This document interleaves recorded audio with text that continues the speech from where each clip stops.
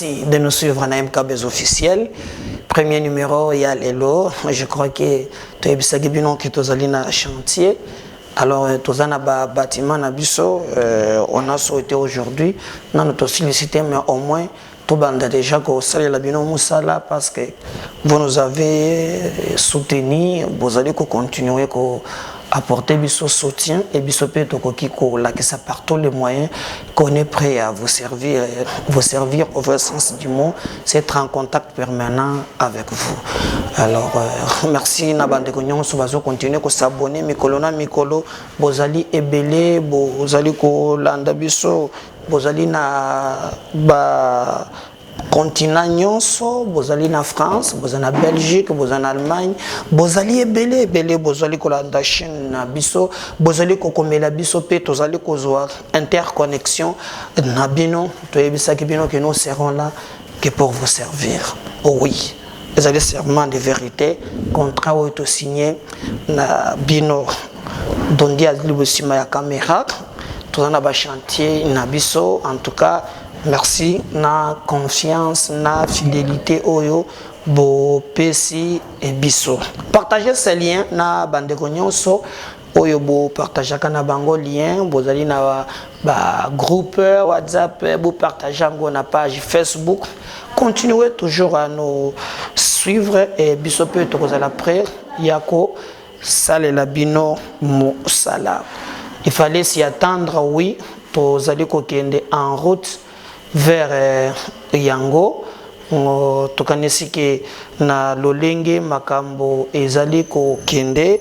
Moïse Katumbi, il se pose vraiment problème moko lelo na ba Eli Naye. Je vous avais dit tango totali sorti il y a Olivier Kamitato bisenyo sotofistige Yango.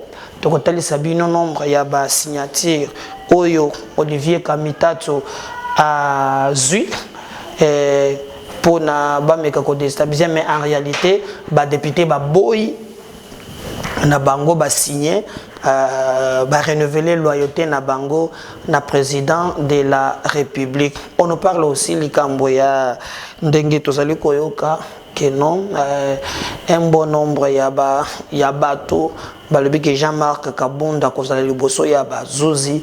Est-ce que ça est vrai ou faux? On lui reproche de quoi? Tokosola yango na émission ya mokolo ya lelo Denis Kadima ayambi délégation moko américaine oyo ba yaki awa pona ko tala makambo ya ba élection et bazali ko promettre ko soutenir processus électoral.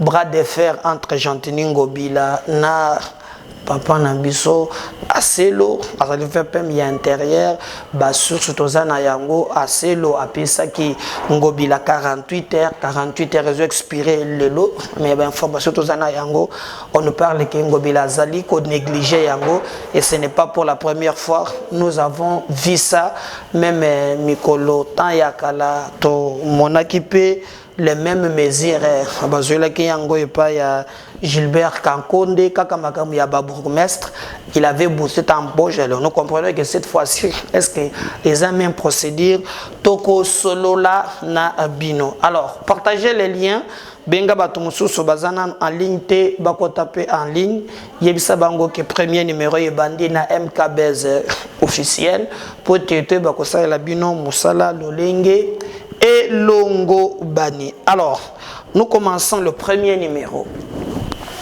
Premier numéro, il faut vous retenir que Moïse Katumbi n'a ensemble pour la République, en tout cas, moi, Mbutu Ezali, ba député et ensemble pour la République, bazo comprendre que je double Oyo, patron à Bango, ou bien regroupement à Bango politique, Ezali Kosala. Ba député balingi ba créer distingo balobi boy confusion je sale malelo bande ko musus bazali ko confondre ensemble pour la République oyo ezali parti politique bazali pe ko confondre na ensemble pour le changement oyo ezalaki plateforme. Donc biloko mibale wana ekesini lingi koloba nini po toyoka très bien avant boyoka déclaration na bango tango Katumbi akei na exil na ye il a eu à son nom bon ya zalaki tek mais mutaraki locomotive zalaki fait Pierre Lumbi alors accordonaki bande ko mosusu o basalaki ba plateforme électorale ebele mais qui se réclame à l'époque il y a ba katumbiste elingi koloba ke batu bautaki na ba parti na bango Franck Diongo azalaki na MLP Katumbi azalaki na ARC ba parti azalaki mwa mingi na kati alors nde tango baye bakoti na ba regroupement politique katumbiste ndingisa okomona bakoloba regroupement politique okomona AAD les regroupements politiques composés des partis politiques. On ne pas le G7. Il y a des partis comme Envol, il y a Sesanga, comme il y a Claudel Lubaya, il y a Net Parti FCIR, il y a Ewanga, Batwebele, Bakenda qui Basali, par exemple Alternance pour la République AR, regroupement politique. G7, regroupement politique. MS, regroupement politique. Baligné Batu, Batouana Bakena élection. Maintenant, et Koko Make Katumbi Azongi, on ko créer maintenant parti politique. Na parti politique wana basengi sikoyo bande ko mususu o bazana ba parti na bango baboma yango batika la sikoyo ba militant Ewanga aboyi Franck Diongo aboyi mais bando ko mususu la plupart babomi ba parti na bango bakoti sikoyo na parti ya Katumbi.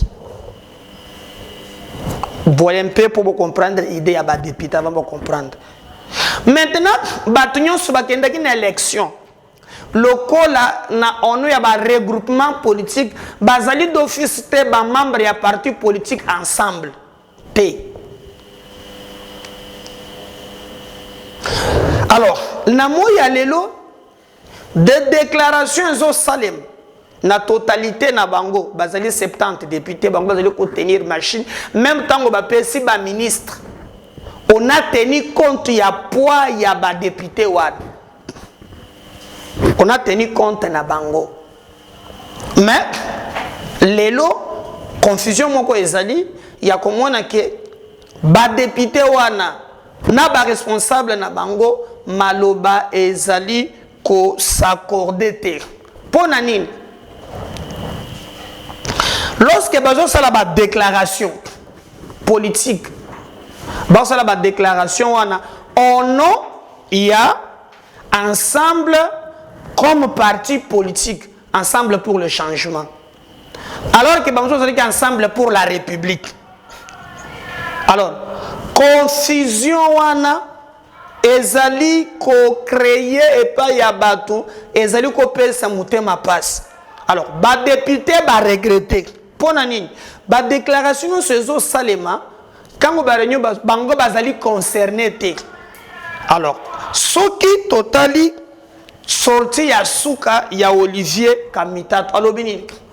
Alobi malgré que bango bazali na ensemble. Malgré bango bazana union sacrée. Mais makambo zole kana union sacrée bango ba ko répondre na yango te do lingi koloba ke makambo ekoleka na union sacrée ministre kaka par exemple bazana be ministre comme bazana Lutundula VPM ya affaires étrangères bazalina Cheribin Okende ou yazali ministre ya transport bazalina mususu nani vieux Nabiso, il y a le potentiel Mutsinga, Azali na affaires sociales, Bazali na Mwando, Azali ministre il y a plan. Tous ces ministres-là, Moussous Koutuekoya, Bazali na 5 ministres, pour na bango, Bazali occuper ma fonction à titre individuel. Ce qui les Kambo ezali ensemble à répondre te bilan ba ko partager te kaka ba ministre ba ko partager bilan. Alors cette cacophonie révolté un bon nombre de députés. Le bosso même pour na ko pour bureau ya Seni, vous vous souvenez que balobaki ke eleki na moyibi eleki na cacophonie Paul Moyindo, oyo na compte ya MK, balobi kaza débauché. Bango bali ko reconnaître yete. Mais ça change aujourd'hui que Kamitatu de l'autre côté, Andimi qui est basé dans l'union sacrée, basé au moins na avantage, basé c'est la même ba aligné ba ministre. Mais de l'autre côté, gestion wana etali bangote. Vous savez que bango ba mesani ko zoba peuple na biso pour eux, le peuple congolais représente absolument rien. Bango nde baza mayele ko leka batu nyonso. Alors donc na cacophonie, na confusion wana nde makambo elekelaki. Mais bande ko ngai ba députés nationaux o ba siège kana niveau ya assemblée. Oyo ba sala katobengi poids politique. Il y a des katumbistes basiliki. Na nombre na bango, mboko yeba, bazali au total 40. Alors que l'ensemble y a des députés, oyo katumbi azalaka na bango, bazalaka 70. Aho tozolo ba 40. Ba boy. Ba lobby double G et l'équipe. Je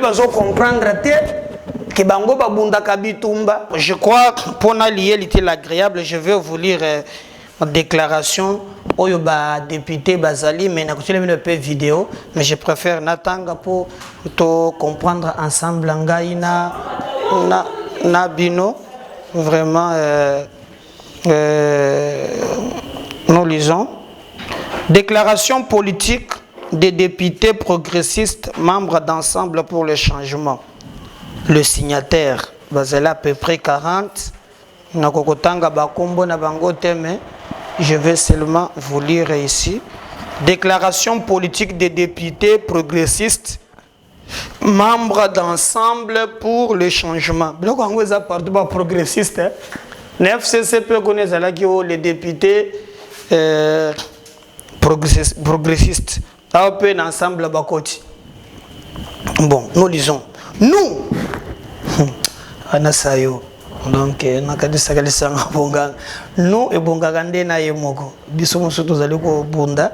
Mais nous, députés nationaux progressistes, membres d'Ensemble pour le changement, présents à Kinshasa, après avoir passé en revue la situation politique de l'ère, considérant que l'adhésion à l'union sacrée s'est fait librement, individuellement, de même que la décision accompagnait le chef de l'État, déclarant ce qui suit.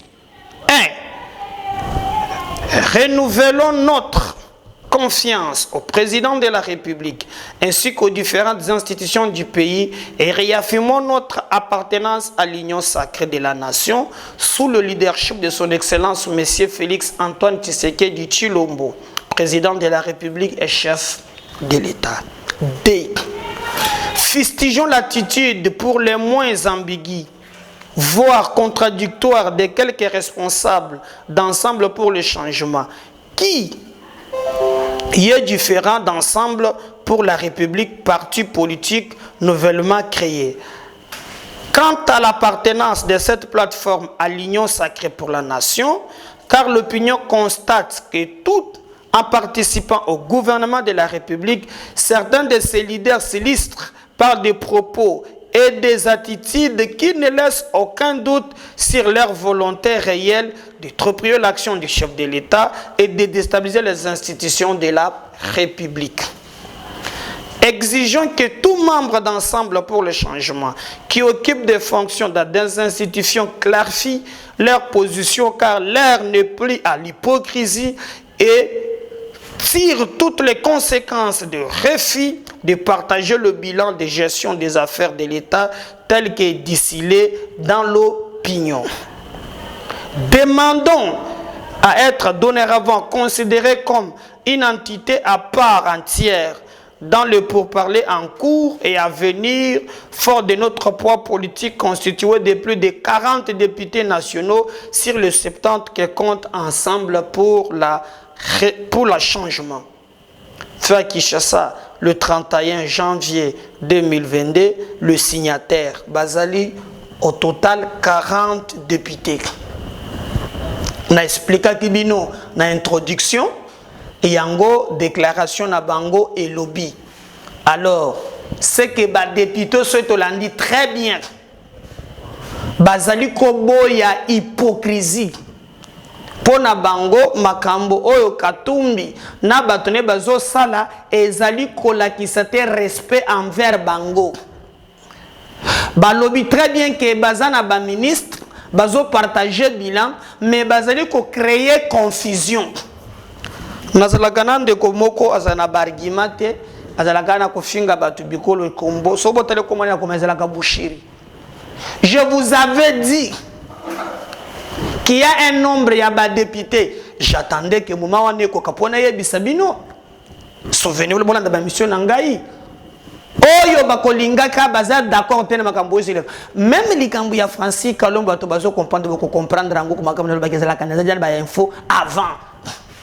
Baboyi na bango balobi lolenge makambo ezoleka bakoki ko tolérer yango hypocrisie eleki makambo ya munyamu eleki bango baboyi ekobanda lelo bazo senga ke na ba discussion ba considérer bango comme une entité à part. Donc bakoki considérer bango de société lokola ba tractation comme batu ensemble te bango le baza 40 députés. Bazo comprendre que cette attitude ambiguë, oyo bato bazali ensemble pour la République, bazo confondre ensemble pour le changement. Eza biloko mibale keseni et basengi ko bandalelo président a considéré bango na ba discussion pas comme bato oyo bazali ko uta directement et pas ya Katumbi pour bamoni Katumbi double G et l'équipe selon bango. Azali na gouvernement ne veut pas partager le bilan alors bango bako s'assimer bazala eloko moko à part. Bon normalement ce qui tozalaki na avant ba réviser disposition des règlements intérieurs et assemblée nationale parce que mandat normalement ezalaka ya parti ou ya regroupement donc bakokaki ko tomber na illégalité et que balingaki bakoisa ba mandat na bango etikala ya regroupement mais avant ici disposition moko ya règlement intérieur ezalaki revu même na niveau ya cour constitutionnelle on va permettre que nos députés maintenant aza libre ya ko se choisir le lenge ya lingi asala makambo ya sepeli. Donc ils ont aussi profité na couloir wana pour le makambo mais normalement je crois que même pour la démocratie na mikolezo ya ba meka ko revoir to peut ko changer disposition wana pour être makambo ezala très bien sinon pas pour le reste cacophonie kotimakas pour retenir que 40 députés sur le 70 oyo assemblée national azalaka nango na compte ensemble pour le changement na compte na bango 40 baboyi na bango makambo ezoleka na regroupement na bango ils ont décidé que ba considérer bango comme entité moko uniquement à part et biso tozali kotala vraiment de loin ou de près où est-ce que bakokende na suka ti na likambo wana est-ce que logique na bango ekozala ndenge sengeli est-ce que Katumbi a réagir est-ce que le président de la République a tenir compte ya revendication na bango wana de toutes les façons il faut comprendre que il y a makambo yo déjà au balobaki ke basi ba signer ou bien ba signer te c'est le makambo ya ba mandataire public zala makambo ya ba na niveau ya territorial ezali pe ils appellent na makambo yo bazali ko lobela pona la police, l'armée, ya mo ba ambassadeur. Donc en réalité bandeko oyo bazolinga ke quota oyo ya bango quand on parle que non qu'on y considère comme une entité à part ngi ko lobanini. Donc na nombre oyo ya ba ambassadeur na nombre oyo ba pesa ba na niveau ya territorial ba bourgmestre ba chef de secteur tant ba mandataire public na ba entreprise publique. Donc bango ba kende ko négocier te na sima ya ensemble mais bango ba ko sala yango ono kaka ya groupe na bango ya ba député basé au niveau ya assemblée nationale. Donc ça calcule vraiment ya positionnement par rapport aux enjeux de la. En fait c'est ça. Donc bango ba boyi ke ba kende ko négocier les bango sous sima ya Mukongo mais bango moko ba leka ensemble ndé directement ba désavouer qui Katumbi, mais aussi vous devez aussi retenir que l'Olengep et Olivier Kamita toi c'est la déclaration je vous avais dit que nalanda kinde komoko azoloba makambo na lobby mais l'Olenge bazali ko se comporter l'Olenge bazo salani makambo wana ezali penza malamu te parce que Olivier Kamita to et lobeli na ye façon na komona makambo parfois ça différent na ya bandeko mosusu alors bango balobi ke bazali komi mona comme entité moko à part et que makambo wana ya oya lobby et talibango et d'ailleurs on parle même makambo ya remaniement donc bande ko na bakoki ko kende na opposition ba katombiste na me ba député bango ba renouveler ba benga ngani loyauté na fidélité na bango et pas ya Félix Tshisekedi oyazali président de la République et chef de l'État. Attendons voir ce qui démarche na bango et quoi aboutir Tiwapi, mais entre autres na monipe Ndolo Claudel Lubaya azanaka Tiwana, mais si vous le suivez aussi aza presque opposant aza presque opposant, mais n'a pas compris ce qu'il fustige chez Kamitato et les autres, mais pas naïe pesali suivez page naïe suivez Claudel Lubaya sur Twitter et azana même position qu'il y a opposant. Donc nous ne pouvons pas dire que namoya lelo changement wana bazoze la ekoya brisque.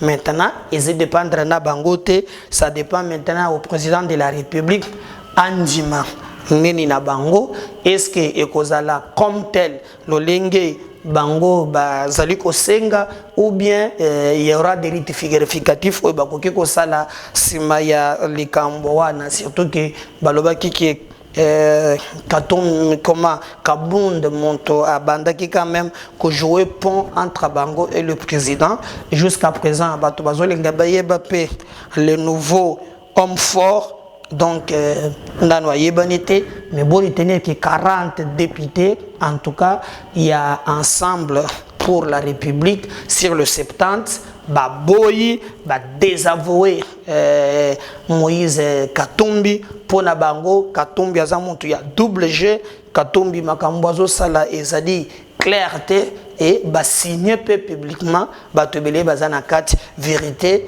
et koyeba je vous avais dit que à la veille on tozo benga année préélectorale tokomona makambo ebele na ba famille politique et vous allez déstabiliser la réalité bilé et koyebana me malembe bokoyeba vérité. Alors pour lier l'utile à l'agréable comme TV pèse à la radio te nazo senga vraiment tolanda ba député wana makambo ba yeba lobby et après toko revenir je crois batanga ki yango na niveau ya Assemblée nationale ndebelobelaki makambo wana tolanda oyo bango balobaki et nous allons revenir juste après pour continuer l'émission Nabiso Mokolo ya lelo. On vient juste après. Pour le changement. Nous, députés nationaux progressistes membres d'Ensemble pour le changement présents à Kinshasa, après avoir passé en revue la situation politique de l'heure, considérant que l'adhésion à l'Union sacrée de la nation s'est faite librement et individuellement, de même que la décision d'accompagner le chef de l'État, déclarons ce qui suit. 1. Renouvelons notre confiance au président de la République ainsi qu'aux différentes institutions du pays et réaffirmons notre appartenance à l'Union sacrée de la nation sous le leadership de son Excellence, M. Félix-Antoine Tshisekedi Tshilombo, président de la République et chef de l'État. 2. Fustigeons l'attitude pour le moins ambiguë, voire contradictoire de quelques responsables d'Ensemble pour le changement, qui est différent d'Ensemble pour la République, parti nouvellement créé, quant à l'appartenance de cette plateforme à l'Union sacrée de la Nation, car l'opinion constate que, tout en participant au gouvernement de la République, certains de ses leaders s'illustrent par des propos et des attitudes qui ne laissent aucun doute sur leur volonté réelle de torpiller l'action du chef de l'État et de déstabiliser les institutions de la République. 3. Exigeons que tous les membres d'Ensemble pour le changement, qui occupent des fonctions dans les institutions, clarifient leur position, car l'heure n'est plus à l'hypocrisie, et tirent toutes les conséquences de leur refus de partager le bilan de gestion des affaires de l'État tel que distillé dans l'opinion. 4. Demandons à être dorénavant considérés comme une entité à part entière dans les pourparlers en cours et à venir, fort de notre poids politique constitué de plus de 40 députés nationaux sur les 70 que compte Ensemble pour le changement. Fait à Kinshasa le 31 janvier 2022.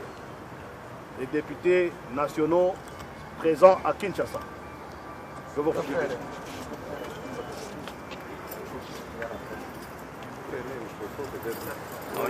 Pour le changement. Nous, députés nationaux progressistes membres d'Ensemble pour le changement présents à Kinshasa, après avoir passé en revue la situation politique de l'heure, considérant que l'adhésion à l'Union sacrée de la Nation s'est faite librement et individuellement, de même que la décision d'accompagner le chef de l'État, déclarons ce qui suit. 1.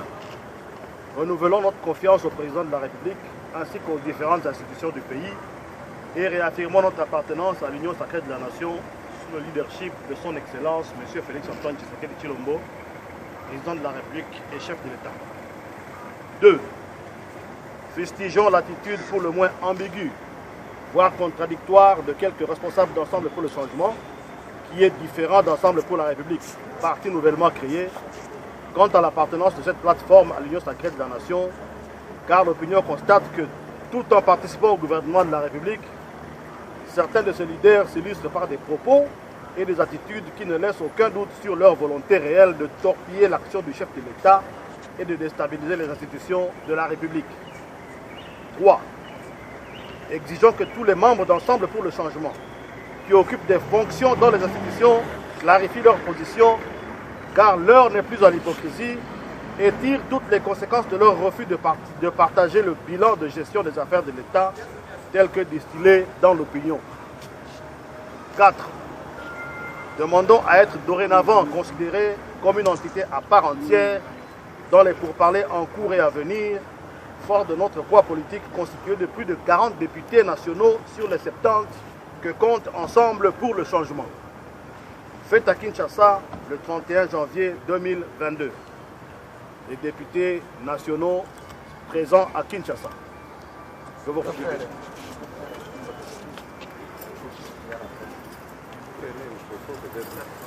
Voilà, je crois Bolandi, député Makambo Bango Balobi, à vous de juger, biso tozali wana pona ko juger acte bantu bazali ko poser.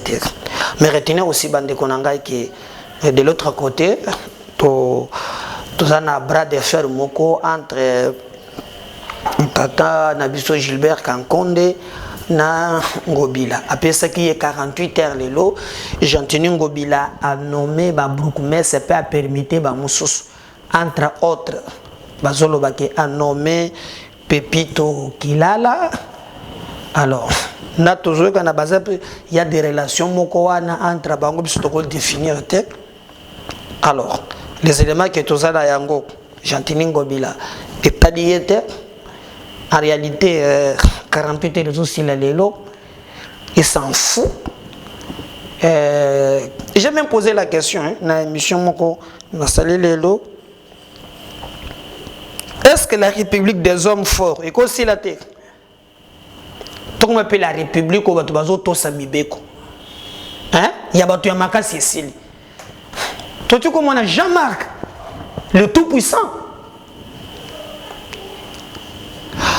Comment on a que bande konangai lolenge babengi saka ba gouverneur mususu babengi saka ba gouverneur mususu aw gouverneur tel ay baye aw so tali par exemple Zoé lisumu na yepo azaka kama mama baba alobaka te kama mama comme on dit baba on dirait juste style ya ndeko na ye mais ce qui otali ayawa mouyege IGF d'ailleurs à lobby ville à Kinshasa et Sengelez à la surveillant. Mais pourquoi Ngaï je suis arrivé aujourd'hui na Kinshasa bomoni tango tozo kitabisika wana na kutani na ba papa na ba mama bateli misibiso la plupart ceux qui ba moni biso admiration nous tous toza ba jeunes nous tous on peut faire au babilenge busu basalaka c'est-à-dire que ça la pe ba folie que ça la makambu ya ndenge na ndenge mais on a compris que na kibolenge na biso on peut servir le Congo autrement et devenir utile à la société. C'est pourquoi je vous encourage. Retenez très bien ce qui mboka na biso ezako décoller la responsabilité est partagée. Mais à 90% ezali peuple. Apprenez aussi le temps. Ceux qui bomoni quelqu'un qui vous invite dans le cadre de la politique, apprenez quand même à échanger. Posez quand même la question. Qu'est-ce qu'il veut du Congo? On ne vient pas là pour nous commettre la secret ou bien pour nous tant que tokotika la kabongo, yo kotika la kaka moluki ba secret et les autres vont exceller de génération en génération. Merci beaucoup. Dans la rencontre nyons, ba politicien ba sangana bilenge boy. Au cocoute du début à la fin, il n'y a aucun débat à développement. Même quand un jeune on l'invite, tu remets la cigarette. Est-ce que moi quelque chose est ali? Il pense dans sa tête qu'on peut lui donner 2000, 3000 francs avec cette peut se développer. Dans un pays aussi si riche comme le Congo, même tant que vous papa la bien kundaga bibembe. Est-ce que vous pouvez vous kundele bembe? Vous avez na TV. Ah ya za bien papa yo. Ya ta muntu kufia kundaka. Azu ngo bien. Ya za la kata vraiment. Ata besoin de poisson maï. Ya vraiment pesa ke biso ba maï. Mais on est dans quel pays? Muntu ko vivre na homonoté.